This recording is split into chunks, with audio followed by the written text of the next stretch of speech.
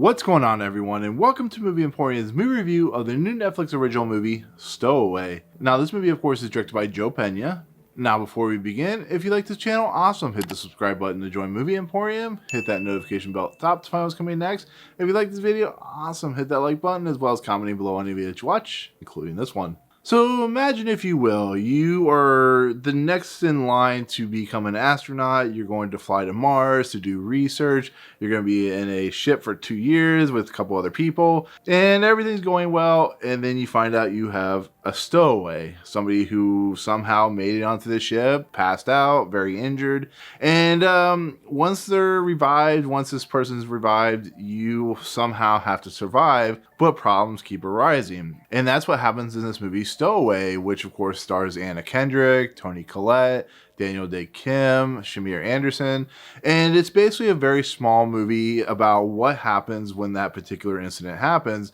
How do these astronauts deal with it, and the coming complications of that situation? And so kind of the synopsis out of the way to kind of keep it a little less spoilery. This scenario in this movie, which like I said is in the trailer, is something that, to be fairly honest between you and me, could never happen. It's a very unlikely scenario that a stowaway or somebody could get trapped on this ship without, the company, which is Hyperion, knowing about it. The fact that he somehow made it into the roof or the rafters of the ship, the spaceship and stuff like that, and somehow he was able to survive the whole incident. It's a very, very kind of it's like a Twilight Zone episode in a lot of ways, for the simple fact that it just could never happen. But when you look at it in a movie sense, when you look at it in a kind of interesting concept and theory, and kind of going into a futuristic setting, because the beginning of this movie, they actually don't have their helmets visors down, which really kind of is an interesting idea, which makes me think that this is more of a in the future type of scenario. When you're faced with an idea like this, when you're faced with a concept like this, and if it were to come to fruition, how would you handle that situation? Would you freak out? Would you try to approach it in an interesting light? With the obstacles that they're facing in this movie,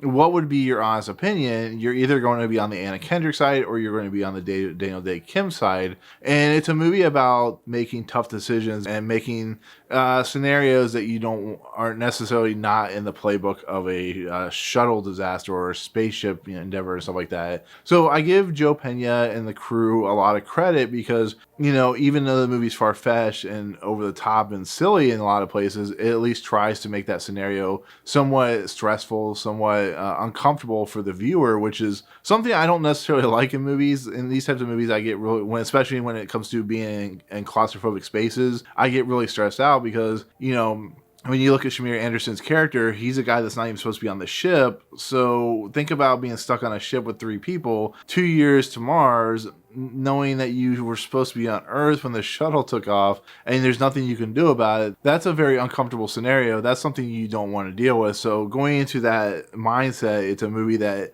if you can't handle the stress of what it's trying to do, because when it gets to the very end of this movie, which is extremely silly, and actually I think is the worst part of the movie, the things that they're doing are something that I don't ever want to see myself put into the shoes of. So it's a very stressful movie in a lot of aspects, but I think it's a movie that is effective in having to deal with scenarios that you would never think in a million years could happen. It's just, like I said, it's not plausible. It's something that you could never truly see happening unless you're watching a sci-fi movie and so on and so forth. But with that said, the visual fidelity, the visual look of this movie is fantastic for its low budget. The fact that it takes place only on a space station, for the most part, is amazing to look at. The visuals are just, they pop, and it really feels like you're in space. The ideas and concepts of the ship, which is, they have the main ship, which looks like the International Space Station. They have the kind of solar array, which is where they talk and energy and stuff like that, and then they have the oxygen tank, which is this long rope situation, and then they spin like you do a gravitational assistance like that. It really is an interesting idea and concept, and really is something that is really cool to look at. The one thing I can always say is, when space is done right, especially space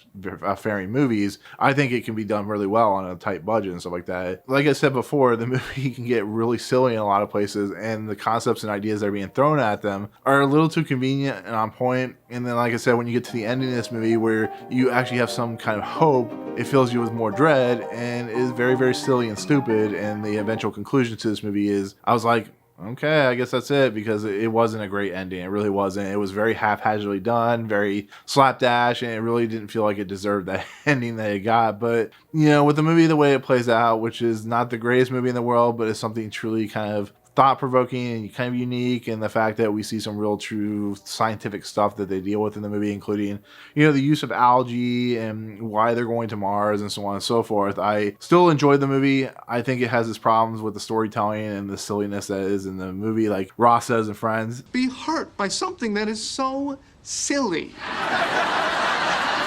I mean, enough of the silliness. what's with all the silliness? It's just, it is what it is. But overall, I think the movie's interesting. It's a couple hours long. It has some great actors in it. And it has an interesting idea and concept, though that could never happen. It's still interesting to watch. So I still recommend it. I still think it's interesting. Just go in knowing it's not the most logical and reasonable movie you'll ever see when it comes to space movies. So with that said, that's my take on Stowaway. Thank you so much for watching. Let me know in the comments below when you decide to see this movie. Thanks to Netflix for allowing me to see it early. What's your overall take of the movie? Did you enjoy it? Did you not enjoy it? Do you think the concept is interesting, the logical, all that good stuff? But otherwise, hit that subscribe button to join Movie Emporium. Hit that notification bell at the top to find what's coming next. If you like this video, awesome, hit that like button. And as always, we'll see you guys on the next video. Peace out.